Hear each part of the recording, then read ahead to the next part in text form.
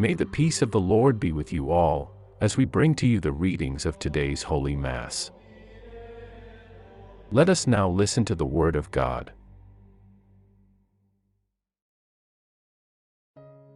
April 14th, 2026, Tuesday of the second week of Easter.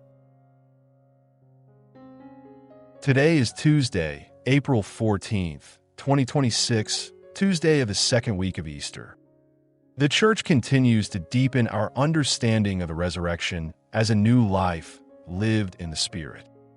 In the Acts of the Apostles, the early Christian community lives in unity and radical generosity. Psalm 93 proclaims the majesty and eternal reign of God. In the Gospel according to John, Jesus continues his dialogue with Nicodemus, revealing the mystery of being born from above and pointing toward his saving mission.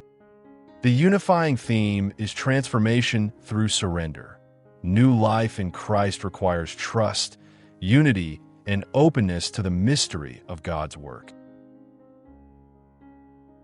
As we place ourselves in the presence of God and open our hearts to His living Word, in the name of the Father, and of the Son, and of the Holy Spirit. Amen.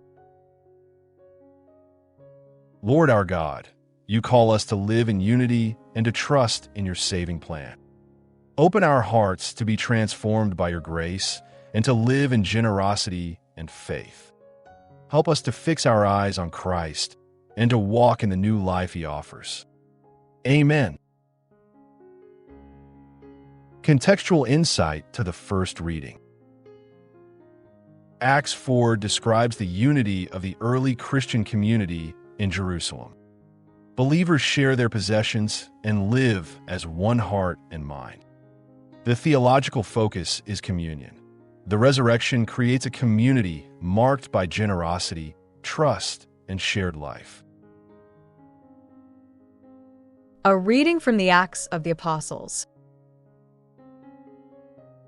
Now the multitude of believers were of one heart and one soul. Neither did anyone say that anything he possessed was his own, but all things were common to them. And with great power, the apostles were giving testimony to the resurrection of the Lord Jesus Christ. And great grace was in them all. Nor was anyone among them in need. For as many as were owners of lands or houses sold them, and they brought the proceeds of what they sold, and placed it before the feet of the apostles.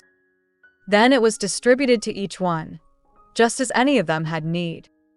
Now Joseph, who was surnamed Barnabas by the apostles, which is translated as son of consolation, a Levite of Cypriot descent, having land, sold it, and brought the proceeds, and placed them at the feet of the apostles. The word of the Lord.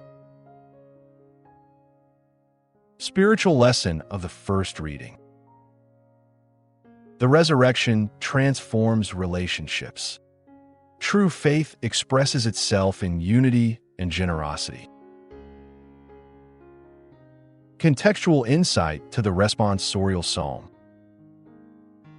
Psalm 93 is a hymn proclaiming God's kingship. The theological focus is divine sovereignty. God's reign is firm, eternal, and unshakable. Responsorial Psalm. The response is, "The Lord is King, He is robed in majesty. The Lord has reigned. He is clothed with beauty. The Lord is clothed with strength, and He has girded Himself. The Lord is King, He is robed in majesty. For He has established the world, which shall not be moved. Your throne is prepared from of old. You are from everlasting. The Lord is King, He is robed in majesty. Your testimonies have been made exceedingly credible. Holiness is fitting for your house, O Lord, for length of days. The Lord is King, He is robed in majesty. Psalm reflection. God's reign brings stability and order. Trust in Him anchors our lives in truth. Contextual insight to the Gospel. This Gospel is the heart of the liturgy. John 3 continues Jesus' teaching to Nicodemus. The theological center is revelation through the cross.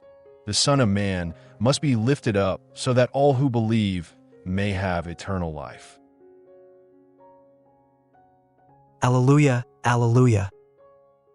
The Son of Man must be lifted up so that everyone who believes in Him may have eternal life. Alleluia, alleluia. A reading from the Holy Gospel according to St. John. You should not be amazed that I said to you, you must be born again. The Spirit breathes where He wills, and you hear His voice, but you do not know from where He comes or where He goes.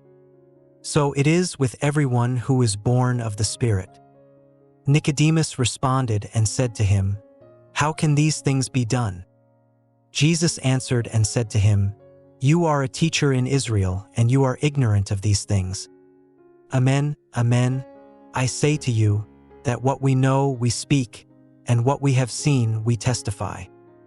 But you do not accept our testimony. If I have spoken to you about earthly things, and you do not believe, how will you believe if I speak to you about heavenly things? And no one has ascended into heaven, except He who descended from heaven, the Son of Man who is in heaven.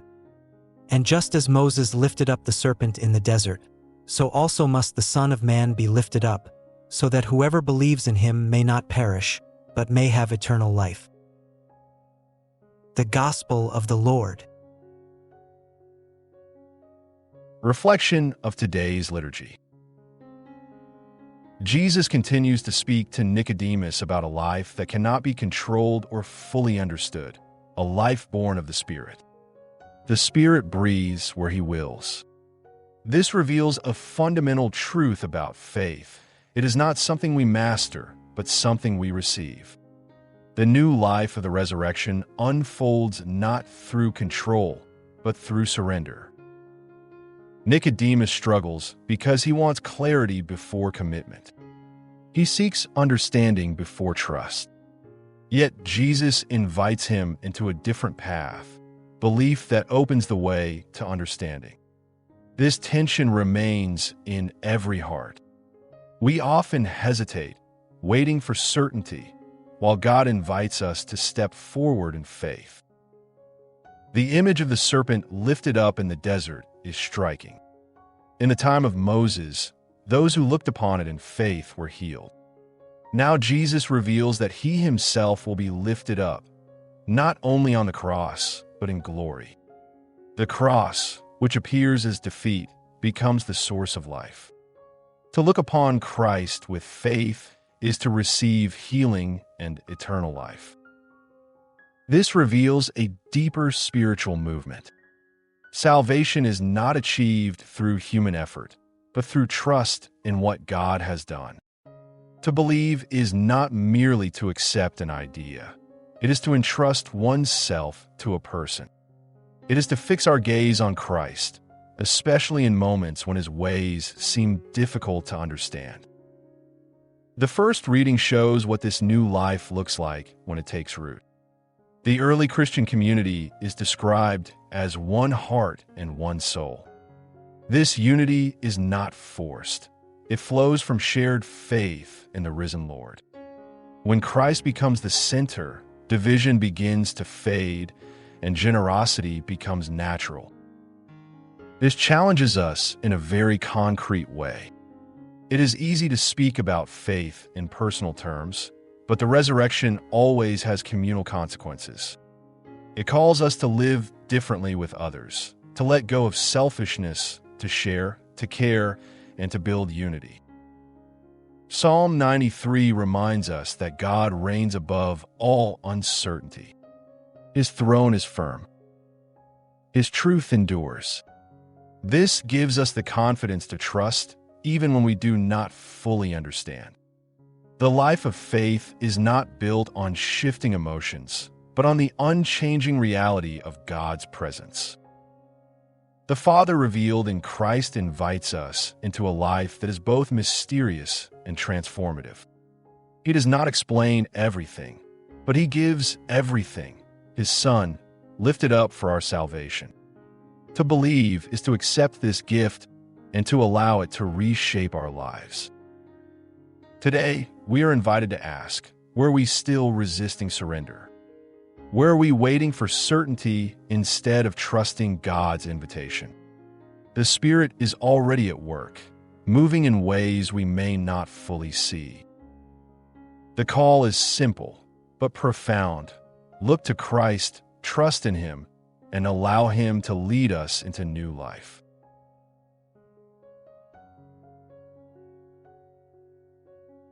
Let's pray. Lord Jesus, You were lifted up for our salvation and call us to trust in You. Help us to surrender our fears and to open our hearts to the movement of Your Spirit.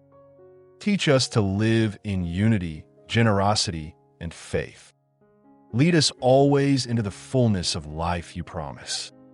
Jesus, we trust in You. Amen. Thank you for praying with the Word Today TV on this Tuesday of the second week of Easter. May we continue to grow in faith and live as one in Christ, sharing His love with others. As we go forth trusting in the Lord who gives us new life, in the name of the Father, and of the Son, and of the Holy Spirit. Amen. We are deeply grateful for your prayers, for sharing our videos, and for supporting this mission. To all who have generously shared their blessings, thank you. If today's reflection has touched your heart and you wish to send a love offering, you may use the QR codes or links in the description. Please share this to your loved ones, especially those who may need to hear the Word of God today. Don't forget to like this video and subscribe to the Word Today TV if you haven't yet. Thank you, and may God bless us all.